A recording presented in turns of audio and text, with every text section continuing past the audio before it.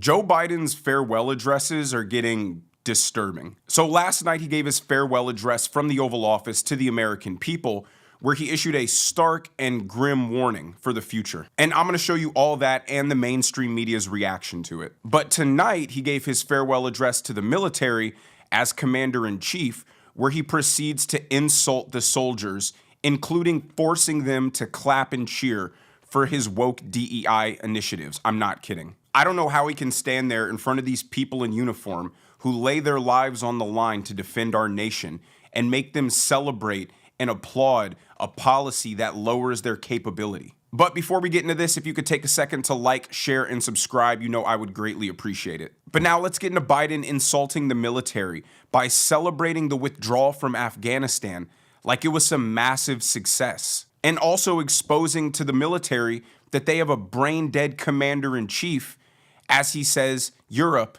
should want to join NATO. Watch. When I ask you to end our nation's longest war, it rose to the occasion, evacuating Americans, allies, and our Afghan partners, accomplishing the largest airlift in military history, and ending a war with the same courage that defined American service in Afghanistan for over 20 years. I believe history will reflect it was the right thing to do, but I know it was hard. After decades of losing your brothers and sisters, including the withdrawal, the pain was still real. And it was for me as well. Putin has failed to take Kyiv, failed to make large territorial gains, and failed to break NATO. As a matter of fact, when I spoke to him on the phone, he talked about he wanted us to be the Finland of Europe. And I pointed out to him at the time, for real, I should not only get the Finland of Europe, you're going to get the Finlandization, not of Europe. You're going to see Europe joining NATO. I hope people never forget how disastrous the withdrawal from Afghanistan was. It was years ago, so it's easy to slip the mind. But let's not forget that hundreds of service members were wounded, 13 died.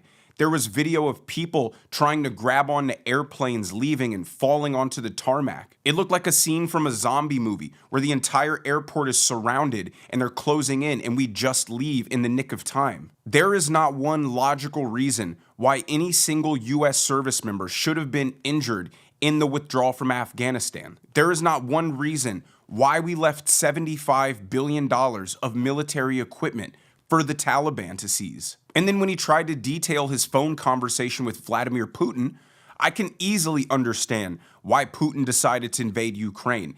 If you saw how we withdrew from Afghanistan 6 months earlier, and then you have Joe Biden not remembering that Europe's already a part of NATO, if you're Vladimir Putin, you have no reason to believe your actions are going to have any consequences militarily. And I know it's easy to just brush it off and say Joe Biden misspoke, he always does that, but that's the point. It's okay if your grandma isn't as sharp as she once was and sometimes stumbles over her words or forgets what she's saying, but the President of the United States needs to be sharp and lucid, always. It's insulting to the military when your commander-in-chief is brain dead. He's a walking corpse.